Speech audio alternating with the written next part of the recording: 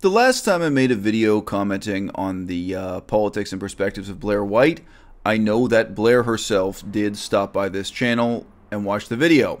She reacted to it on Instagram, as I recall, not on YouTube, but shout out to Blaire, who's shown that at least she is capable of taking on board criticism. This video is not really intended to criticize Blaire. It's not intended to criticize Blaire. It's a response to her recent announcement for why she is at least publicly leaving politics, at least for the next few years, it seems. And while Blaire and I do not share any of the same political goals or aspirations, I think, simply put, we're not on the same team. There's a great deal in her video that I can relate to sympathetically and empathetically. It's needless to say that the differences between myself and Blaire are much more worthy of discussion than the similarities. But there are similarities there. There are experiences we have in common in terms of being a kind of public figure trying to talk about politics in a legitimate and engaging and concerned way, and then seeing what the internet hands you in return. And, you know, obviously, I'm a fish in a much smaller pond, but, you know, quite early in my career on YouTube, I became someone who was known by all of the other fish in this pond. And she obviously had that same experience. That's a large part of what she's reflecting on, that within her genre, she got to that point where she had met and spoken to all the other players in the game. She was within 6 degrees of separation with the other players in the game. And then she starts looking around, and her feelings about the whole game starts to change. In my terms, she starts to figure out that not everybody is playing by the same rules, and definitely not all of the players are equally sincere. So she's obviously had a bit of a crisis of conscience, and she's also had to look back and review the cost-benefit ratio for her situation. She's able to say that in her life, coming on the internet and talking about politics has brought many wonderful and positive things into her life, but it's also brought into her life certain terrible and negative things. And then there's her rationale for why she's trying to quit or is trying to fundamentally change which genre she's participating in. So I sympathize, but I only sympathize up to a point. First thing I want to say here, my regular viewers have heard me say before, but Blaire, if you're watching, you will not have heard me say before. When you're looking at your role as a political leader in the pursuit of positive social change, you have to look back at history and ask yourself, compared to any other political leader, who has suffered less? And it's a real question. I don't mean it in a catty, backhanded, insulting sort of way. But the types of complaints that YouTube personalities have, if you were to look back at the life and career of Dr. Martin Luther King Jr., whose life ended in assassination. He was shot to death, in case you hadn't heard, for his political views, and he certainly suffered all kinds of harassment and censorship and repression before that. His life certainly had inconveniences imposed on him long before he was publicly executed. What Martin Luther King Jr. went through, how does that compare to what you're going through? And is it or is it not reasonable to make that comparison in terms of the level of self-discipline you should have to endure, in terms of, simply put, the inconveniences, the slings and arrows of public criticism and what have you that you may have to endure? Gandhi, Mohandas Gandhi in India, his life also ended in assassination. What did he go through up to, including the end of his life? What kind of repression, what kind of censure, what kind of, what kind of public excoriation? And by the way, you may not know this, many Westerners don't, Gandhi's sex life really was in the newspapers, and it really was scandalous. It was not for no reason that Gandhi appeared in the newspapers and was excoriated for what he was doing in his private sex life. So it's not all politics with a capital P that goes on in these situations. These people have also suffered the slings and arrows of a lot of private criticism. And I'm sure that did hurt him. It certainly hurt his image of himself as a religious leader as well as a political leader. But religious leaders and political leaders are subject to criticism for their personal lives, their sex lives, whether it's Bill Clinton or Mohandas Gandhi or any other example you want to pull out of the history books. So I think this leads to the next broader topic I want to discuss in this video, which I've not talked about in this channel before, and that is the difference, aesthetic and moral, between conservatives and everyone who's not conservative.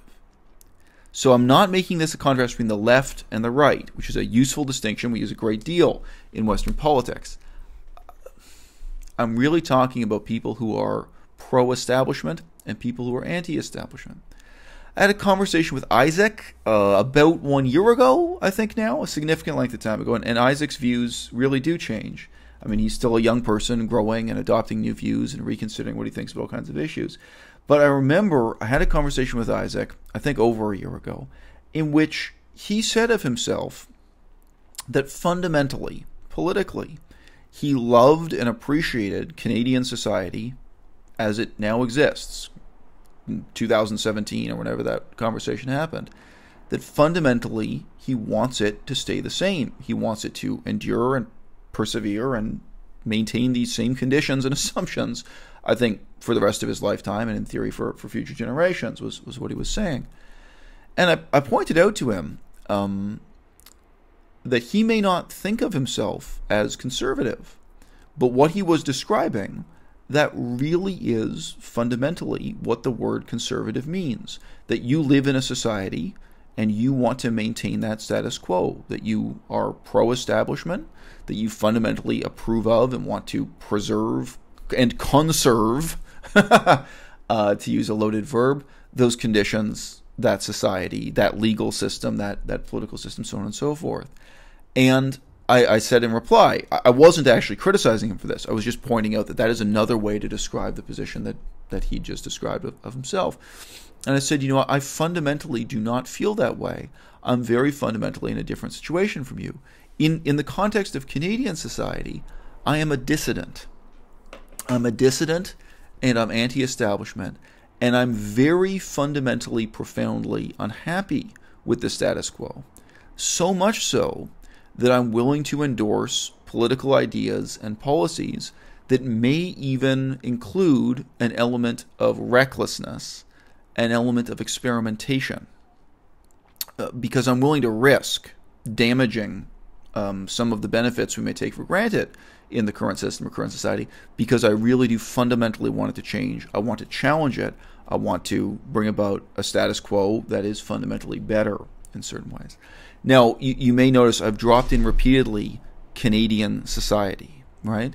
If Isaac were living in Saudi Arabia, he would be a dissident. He would not be a conservative. He doesn't want Saudi Arabian society to remain the same. Obviously, this is true of Blaire White also, and she points that out in many of her own videos, that if she were living in basically any of the Muslim majority societies in the world, whether that's Saudi Arabia or Indonesia, that she would be fundamentally in a conflict with that society, whereas she doesn't feel that way about Los Angeles, apparently. She can be a conservative relative to the political spectrum and status quo in Los Angeles, but this would not be her situation in some other culture or society.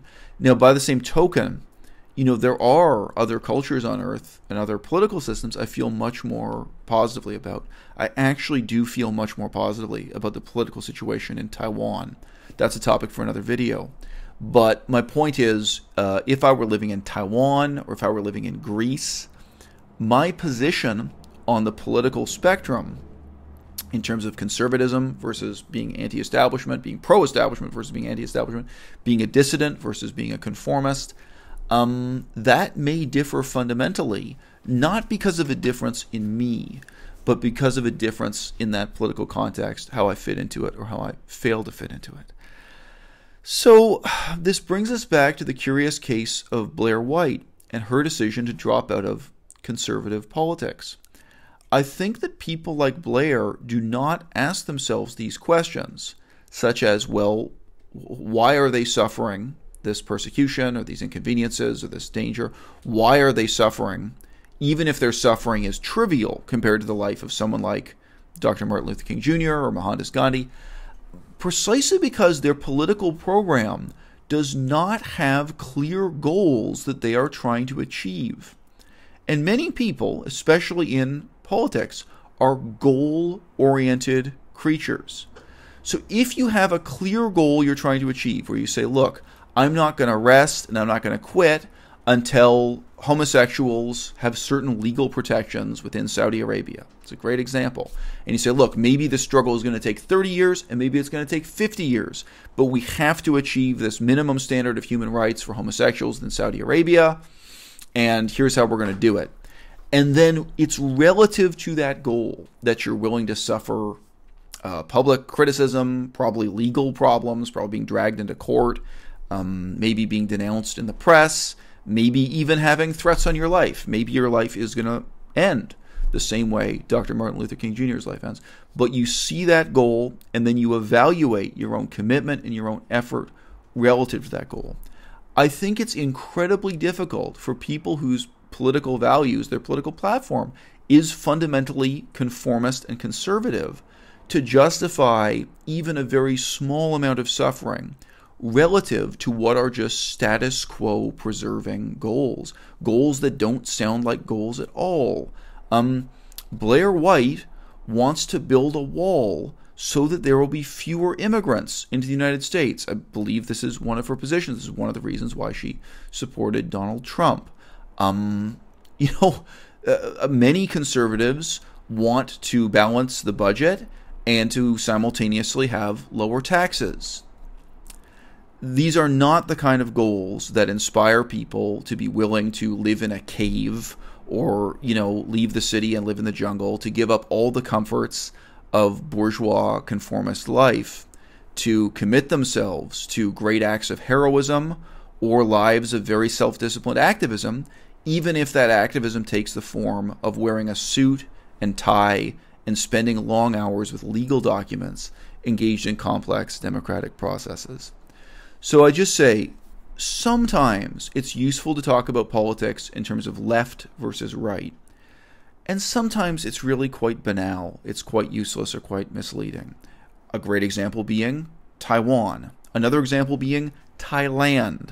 In many of these political contexts, the meaning of left and right, it becomes very difficult to sort out who's who in those terms. But in every political context, as soon as we understand what is the establishment, what does it mean to be pro-establishment, what does it mean to be a conformist or a conservative in support of that establishment or that economic elite that benefits from the establishment, we then have a very clear and very different sense of who is a dissident and who is not. And we all know the biggest example in terms of size and consequences right now we all have to struggle with on planet Earth is China. China, a country that is communist, where in theory being pro-establishment and being a conformist means that you're left-wing. But we all know in that context the concept of left and right starts to become hollow and meaningless. But being pro-establishment versus anti-establishment becomes very meaningful indeed. And the kind of commitment and the kind of sacrifice that you, Blaire White, would have to make to stand up for your principles if you lived in China would be tremendous compared to what it is that you today are coming on the internet to complain is too dangerous, is too dicey, is too difficult to endure, and has scared you out of participating in politics from the safety of Los Angeles, California. I do sympathize. I also have suffered because of my commitment to talking about politics on YouTube, and I'm probably going to continue to suffer. There are just going to be jobs I don't get or job interviews I lose out on or what have you because of this presence here on YouTube. I really do sympathize. I really do empathize. But for me, this raises important questions that in this video I've tried to raise for Blaire herself if she's watching and for the rest of the audience.